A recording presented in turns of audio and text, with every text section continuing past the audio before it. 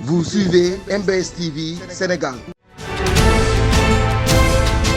Culture, religion, sport, information, société, politique. N'oubliez pas de vous abonner sur la chaîne et de cliquer sur la cloche de notification. MBS TV Sénégal, la chaîne pour tous.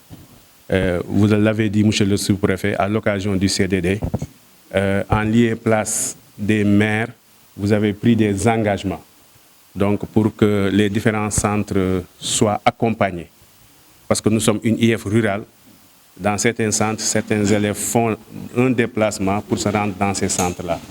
Et pour eux, il est nécessaire qu'au moins qu'un repas leur soit offert chaque jour.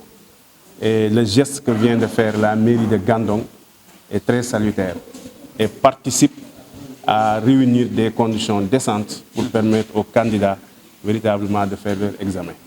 Et je voudrais donc, au nom de toute la communauté éducative de Saint-Louis département, remercier vivement le maire de Gandon, qui a aussi, au-delà donc de ses subventions dans les différents centres, presque 8 à 9 centres que nous avons dans la commune, il y a aussi un appui en carburant qui a été fait en direction de l'IF. Et nous voudrons donc remercier donc, l'équipe municipale et à travers l'équipe municipale aussi, son édile, donc le maire. Donc, monsieur le préfet, je voudrais vous remercier personnellement parce qu'un examen, c'est tout un processus, surtout administratif. Il y a une étape administrative où il faut véritablement signer les ordres de mission, les feuilles de déplacement. Il y a aussi un accompagnement et cet accompagnement-là n'a pas fait défaut. Vous avez été à nos côtés et vous avez fait le suivi nécessaire pour que tous les engagements soient respectés. Nous vous en remercions vivement et nous souhaitons aussi que le défi de l'organisation étant relevé, celui de la participation avec des taux fameux soit réalisé donc, pour Saint-Louis département. En tout cas, toutes nos félicitations et nous souhaitons que les choses se poursuivent ainsi et pour ce CFE et pour le BFM aussi à venir. Pour les statistiques, pour le CFE, on a 2966 candidats au total, répartis entre 1637 filles et 1329 garçons. Et nous faisons remarquer que depuis ces années, donc, les filles constituent l'effectif le plus important. Et cela aussi peut être justifié par toutes les dispositions qui sont prises et toutes les activités et actions menées donc, pour aller dans l'inclusion de cette couche, de ce segment qui est donc a priori perçu comme vulnérable. Donc toutes les actions qui ont été menées pour le maintien donc, peuvent être attestées comme réussies.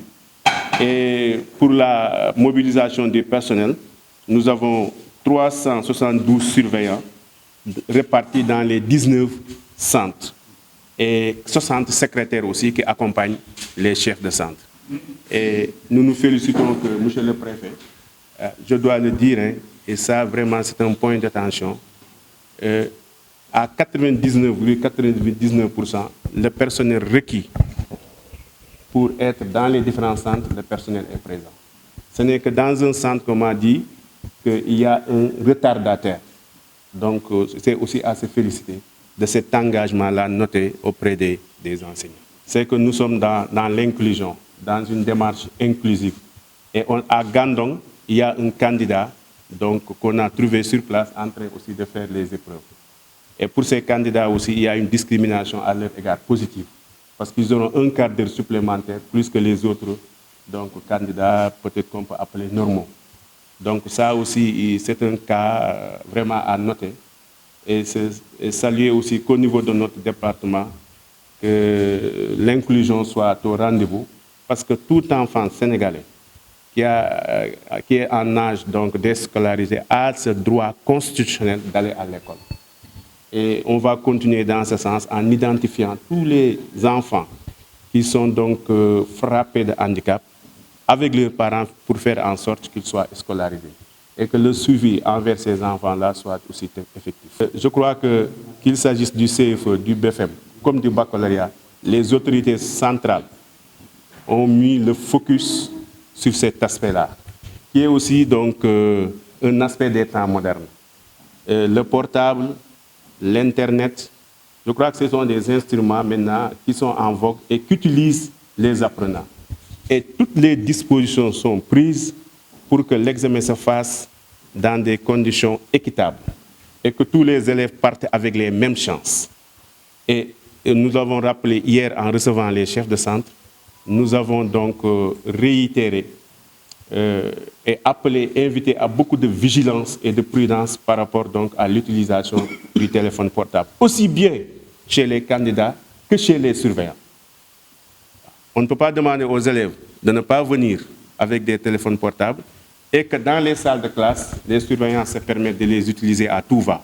Je crois que aussi partout où on a été, vraiment on a vu aussi des surveillants qui étaient là à faire le travail correctement sans user donc de leur téléphone portable. Et nous espérons que cela aussi se poursuit donc pour aujourd'hui et aussi pour demain. jaajëfal leen ci teewlu bi fàttali leen ngeen abonné ba ci cloche de notification bi ngir dara bañ leen rëccu ci suñuy programme